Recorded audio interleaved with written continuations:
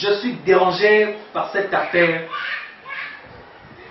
des jeunes filles congolaises qui se plaignent de leur âge qui avance. Les réseaux sociaux en parlent. 65% des jeunes filles congolaises vieillissent prématurément et vivent une vie de veuvage anticipé. Quand on vient dans les églises, vous êtes accompagné de vos frères, de vos cousins. Bras dessus, bras dessous. Le beau gosse qui est assis dans l'église, espérant vous approcher, à la fin, impossible. Ça ne s'arrête pas là. Dans les soirées, vous pointez avec vos oncles et vos grands frères. Et ont des accoutrements de Mounza. Hein? Ce qui empêche encore à ces beaux gosses de prendre vos numéros. Vous rentrez chez vous désespéré, 18 ans, 15 ans, 17 ans, 20 ans, ça pleure. Voilà, ça passe, voilà, ça passe, voilà, ça passe. Arrêtez. Allez vous renseigner auprès de Madame Iboritse, elle vous en dira plus. Bon, ce soir, moi, je suis là pour défendre les droits des hommes. Ce n'est pas mon cas. Moi, on m'avait dragué.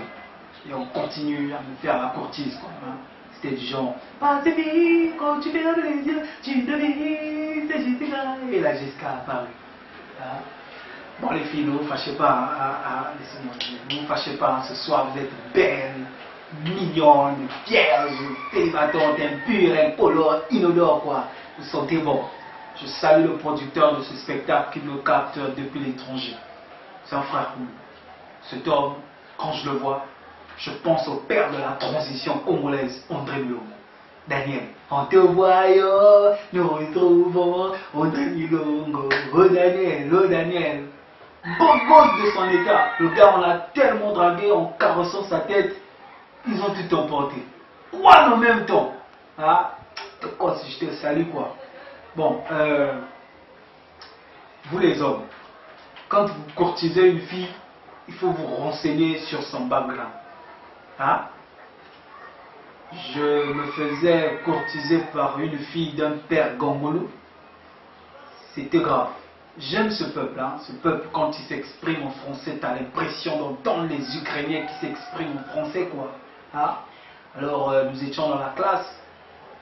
Le monsieur avance, on me dit que voici le père de la fille qui te drague. Je me suis dit, bon, ben, s'il s'exprime bien, j'accepte l'œuf de la fille, hein, celle qui me drague pas moi. Alors, il nous donne la dictée, le titre c'était Belle table en bois. T'as entendu? Belle table en bois. Alors, la dictée commence. Jétaïm, belle en moi. Tous on a écrit ce qu'on a entendu. Alors, il va corriger et se rend compte que tous on a fait les mêmes fautes. Il va appeler l'inspecteur. L'inspecteur revient, il dit, bon, dites devant les élèves ce que vous avez dit. Il dit, mais c'est ça, écrit, c'est ça. Non, mais répétez ce que vous avez. C'est Dieu, écrit, bella à moi, bella à moi. Non, mais dis-moi, arrête, arrête, arrête. C'est un chaos. Hein? Bon, mon spectacle ce soir est intitulé Impact Terrible. Le plus souvent, les artistes, quand ils se présentent sur scène, c'est sur applaudissement. Le conte chez moi, c'est que quand je me tiens debout, il y a des pleurs. Et quand je me renseigne, pourquoi pleurez-vous? D'aucuns me disent, quand je te vois, je pense à mon fils. Là, je fais, ouf!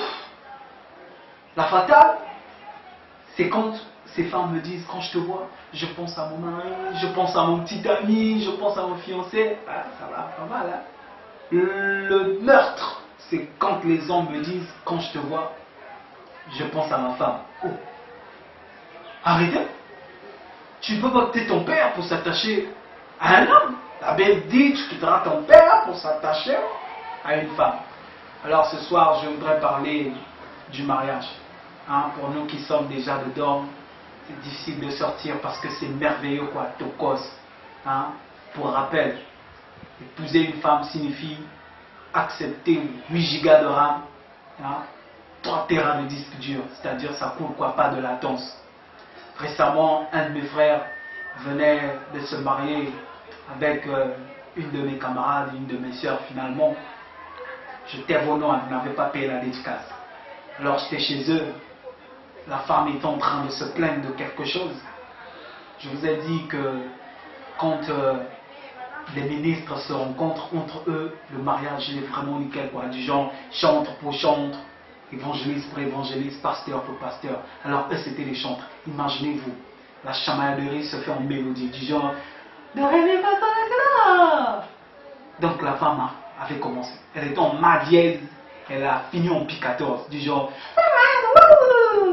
Tellement qu'elle était en train de déranger, le gars est en train d'écrire la partition, finalement dérangé se lève et dit je veux te dire que tu m'énerves, ma tendre charmante épouse. Là c'est comme s'il avait changé d'octave, c'est-à-dire la femme reprend. Le monsieur s'assoit et rappelle la femme en lui disant j'ai l'impression que nos 4 ans de mariage sont remis en cause. On nous enseignait que quand on rentre dans le mariage, on laisse nos bagages. Mais apparemment, toi, c'est comme si tu es rentré avec elle, c'est comme s'il avait transposé. La femme répond.